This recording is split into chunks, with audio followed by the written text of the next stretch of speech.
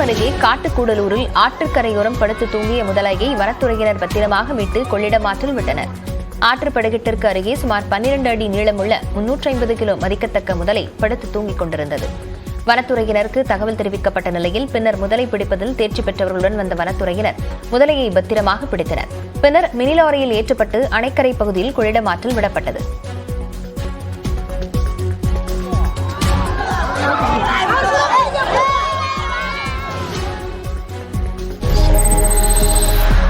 கோயம்புத்தூர் உக்கடத்தில் புதிதாக திறக்கப்பட்ட மேம்பாலத்தை முன்னாள் அமைச்சர் SP வேலுமணி பார்வையிட்டார். உக்கடத்திலிருந்து பொள்ளாச்சி இணைக்கும் வகையில் 481 கோடி ரூபாய் மதிப்பில் கட்டப்பட்ட பாலத்தை முதலமைச்சர் ஸ்டாலின் வெள்ளிக்கிழமை திறந்து வைத்தார். அதைத் தொடர்ந்து மேம்பாலம் பொதுமக்கள் பயன்பாட்டுக்கு வந்தது. இந்நிலையில் மேம்பாலத்தை MLAவும் முன்னாள் அமைச்சருமான SP வேலுமணி பார்வையிட்டார். அப்போது அதிமுகவினர் அவரை பட்டாசு வெடித்து வரவேற்றனர்.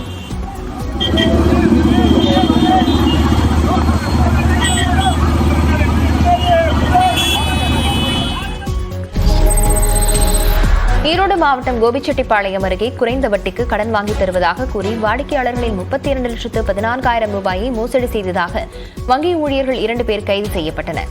கவுந்தப்பாடியில் செயல்பட்டு வரும் தனியார் வங்கியில் குறைந்த வட்டிக்கு கடன் வாங்கி தருவதாக கூறி வாடிக்கையாளர்களின் கைரேகைகளை மேனேஜர் கார்த்திகேயன் மற்றும் ஊழியர்கள் 4 பேர் பெற்றதாக கூறப்படுகிறது. அந்த கைரேகைகளை கொண்டு வாடிக்கையாளர்களின் வங்கிக் கணக்கில் இருந்த 32,14,000 ரூபாயை அவர்கள் மோசடி செய்ததாகவும் சொல்லப்படுகிறது. இதுகுறித்த புகாரின் பேரில் மேனேஜர் கார்த்திகேயன், கலெக்ஷன் அலுவலர் சக்திவேல் ஆகியோரை கைது செய்த போலீசார் மேலும் 3 பேரை தேடி வருகின்றனர்.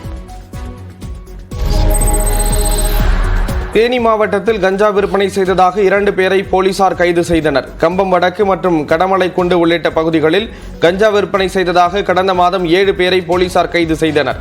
அவர்களிடம் நடத்திய விசாரணையில் விசாகப்பட்டினத்தைச் சேர்ந்த மஞ்சுநாத் குமார், பீட்டா ரமணா ஆகியோர் கஞ்சா விநியோகம் செய்தது தெரியவந்தது. இதையடுத்து அவர்களை தேடி தனிப்படை போலீசார் விசாகப்பட்டினம் விரைந்தனர். அங்கு மஞ்சுநாத் குமார், பீட்டா ரமணாவை கைது செய்த போலீசார் தேனி அழைத்து வந்து சிறையில் அடைத்தனர்.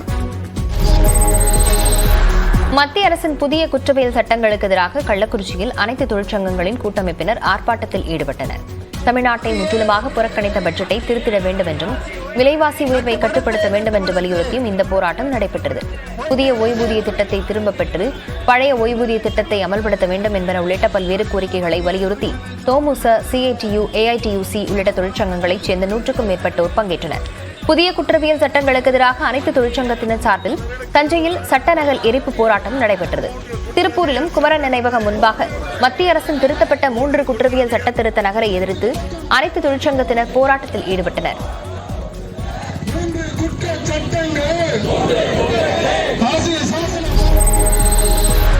மலேசியாவிலிருந்து கடத்தி கொண்டுவரப்பட்ட அலங்கார நட்சத்திர ஆமைகள் சென்னை விமான நிலையத்தில் பறிமுதல் செய்யப்பட்டன.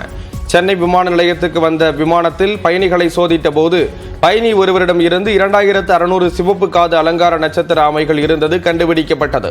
பின்னர் அவற்றை பறிமுதல் செய்த சுங்கத்துறை அதிகாரிகள் ஆமைகளை கடத்தி வந்த சென்னையைச் சேர்ந்த நபரிடம் விசாரணை மேற்கொண்டு வருகிறார்கள்.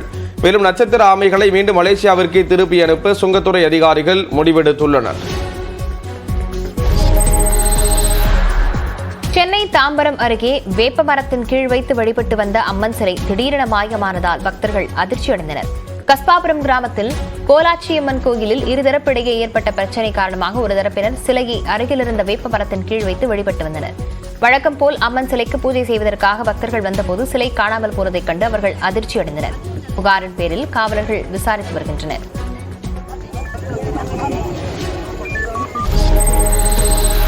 ஈரோடு மாவட்டம் அந்தியூரில் புகழ்பெற்ற குருநாதசாமி கோவில் கால்நடை சந்தை தொடங்கியது. இங்கு தமிழ்நாட்டின் புகழ்பெற்ற காங்கேயம் காளைகள், நாட்டு மாடுகள், பர்கூர் இன மாடுகள், கலப்பின மாடுகளான சிந்து, ஜெர்சி, உயர்ரக கலப்பின மாடுகள் ஆகியவை கால்நடை சந்தைக்கு வந்துள்ளன. இதேபோல் கால்நடைகளுக்கென பிரத்யேகமாக தயார் செய்யப்பட்ட அணிகலன் பொருட்களுக்கான கடைகளும் அமைக்கப்பட்டுள்ளன.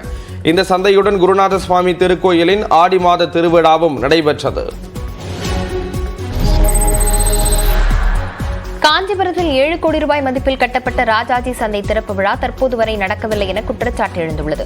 நகரில் இருந்த 100 ஆண்டுகள் பழமை வாய்ந்த ராஜாஜி சந்தை இடிக்கப்பட்டு அதே இடத்தில் பல்வேறு வசதிகளுடன் கூடிய புதிய சந்தை கட்டப்பட்டது.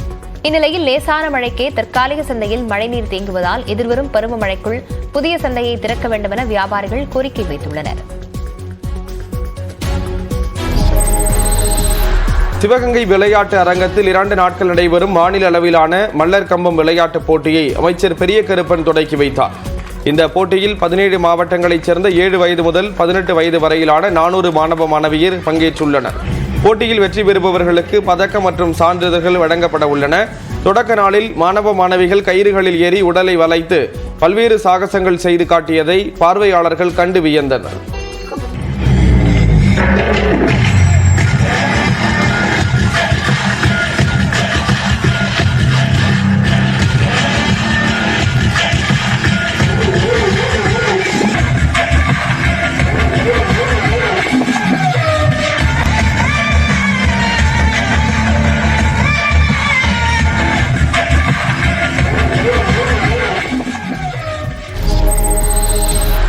ராமேஸ்வரத்தில் வெறிநாய்கள் கடித்து 8க்கும் மேற்பட்டோர் படுகாயமடைந்தனர்.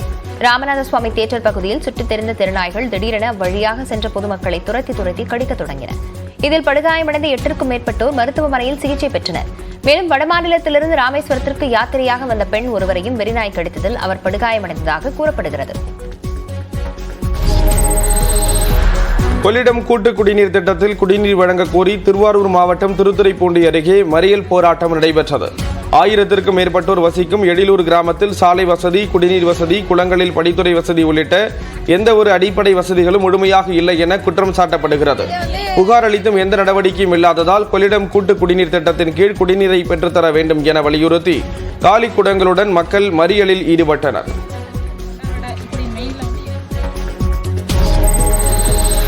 திருவள்ளூர் மாவட்டம் திருத்தணி ரயில் நிலையத்தில் ஓடும் ரயிலில் ஏறிய கல்லூரி மாணவர் கீழே விழுந்து உயிரிழந்தார்.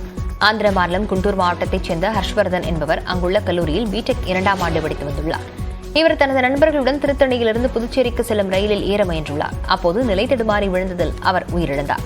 முதற்கட்ட விசாரணையில் மாணவர்கள் 4 பேர் கல்லூரியில் உள்ள விடுதி காப்பாளரிடம் திருப்பதிக்கு செல்வதாக கூறிவிட்டு புதுச்சேரிக்கு செல்ல திட்டமிட்டது தெரியவந்துள்ளது.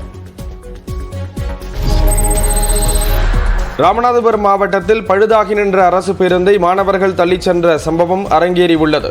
தமிழ்நாட்டில் குறிப்பாக கிராமப்புறங்களில் இயக்கப்படும் பேருந்துகள் முறையாக பராமரிக்கப்படுவதில்லை என்ற தொடர் குற்றச்சாட்டு உள்ளது. இந்நிலையில் சாயல்குடி பேருந்து நிலையத்தில் பேருந்து பழுதாகி நின்ற நிலையில் மாணவர்களை அதனை தள்ளி ஓட்டுநருக்கு உதவினர்.